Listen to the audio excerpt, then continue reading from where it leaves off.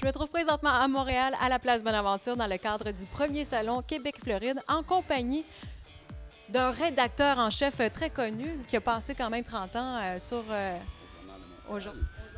D'ailleurs, j'ai déjà à mon actif, j'ai quoi, environ 40-45 ans d'expérience en journalisme, dont plusieurs au niveau de la rédaction en chef, si on veut.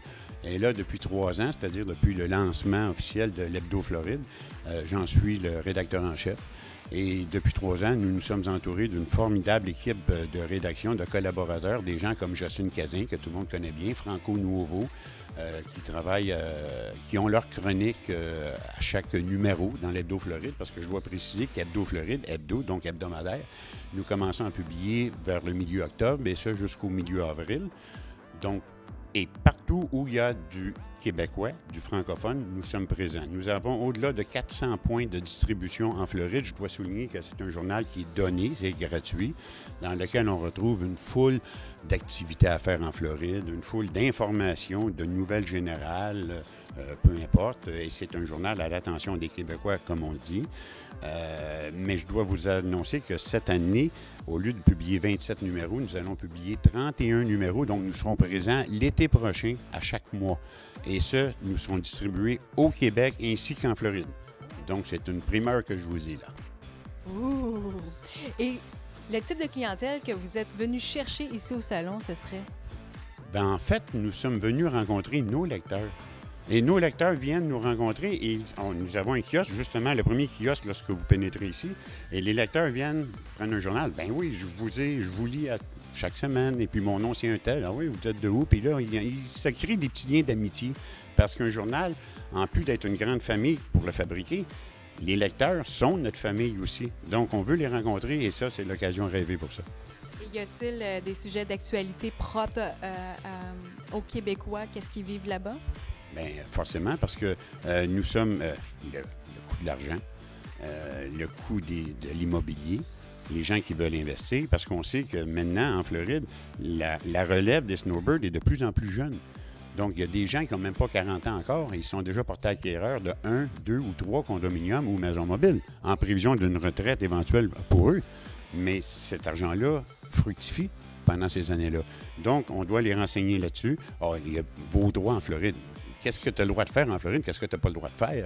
Quelle sorte de permis que ça prend? Si tu veux travailler là-bas, on va aider tous ces gens-là à obtenir toutes ces démarches-là.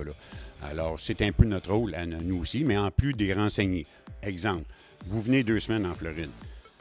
Le tronçon principal, c'est l'autoroute 95 là-bas, qui fait du nord au sud. Souvent, c'est en réparation.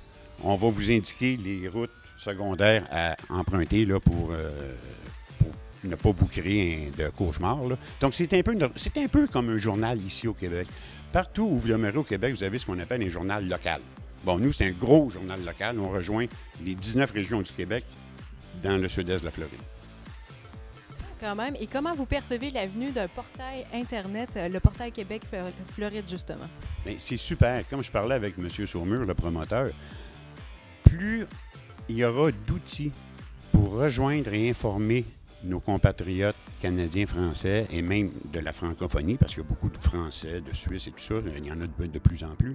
Plus il y aura d'outils comme ça, que ce soit des nouvelles chaînes spécialisées de télévision qui vont se consacrer à la Floride, aux Québécois en Floride, plus ça va rendre service aux gens. Nous, on n'a pas le monopole de la vérité. On est un journal, c'est tout, parmi d'autres outils. Et il y a de nouveaux outils qui s'ajoutent à ça. C'est formidable. Et nous allons tous travailler ensemble. On va tous mettre notre expérience mutuelle, que ce soit le portail, l'autre à la radio, le journal, tout ça ensemble. Pourquoi? Pour faire le bonheur des Québécois. Et pourquoi la Floride plus que la Californie ou le Texas, par exemple? Bien, écoutez, moi, je viens en Floride depuis que j'ai l'âge de 10, 11, 12 ans avec mes parents. J'ai été habitué, j'ai été élevé. La Floride, je la connais, les yeux fermés, là, comme beaucoup de ma génération et de la génération qui va nous suivre et de celle qui nous précède. Pourquoi la Floride? C'est à 3 heures de Montréal par avion. Il arrive un pépin, tu embarques dans un avion. La journée même, tu es rendu ici, règle ton problème, puis tu retournes là-bas, et voilà. Il y en a qui adorent faire le trajet en auto. Ça prend entre 2 et 3 jours en auto. C'est agréable, c'est une belle balade. Et surtout, le fait que il y a 800 000 Québécois qui vont en Floride à chaque année. Là-dessus, je te dirais près de la moitié qu'on peut qualifier de snowbird, donc 3 mois et plus. Il y en a beaucoup de gens qui préfèrent être en gang. Ils se sentent bien. Comme au Québec, ils sont bien là-bas en gang. C'est pour ça que tu vois des concentrations de Québécois, principalement à Hollywood, Allendale, Dania, là, ça se tient là ensemble. Et ils sont bien comme ça. Ils ne se sentent pas dépaysés. Ils vont dans certains commerces, certains restaurants où on parle français. Parce que, malheureusement, il y a beaucoup de Québécois qui ne parlent pas anglais. Quoique maintenant, on donne des cours d'anglais accélérés juste pour te démerder un petit peu. Là. Te commander 2 toasts, un café, là, puis faire le plein d'essence et tout ça. Là, ça s'en vient comme ça. Mais c'est un des facteurs pourquoi la Floride, elle est si populaire. Même s'il y a tout le temps les apparences d'ouragans et tout ça là, qu'on a à chaque année, qu'on contourne. Moi-même, en 2005, j'étais là lorsque l'ouragan Wilma a frappé.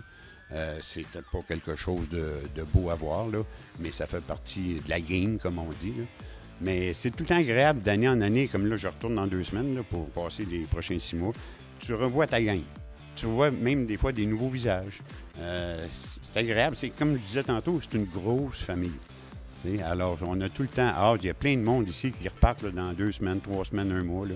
Tout le monde a hâte et c'est comme ça chaque année. Ça me donne le goût d'y aller, là. Donner la piqûre, là, M. Leblond. Merci beaucoup. Ça m'a fait plaisir.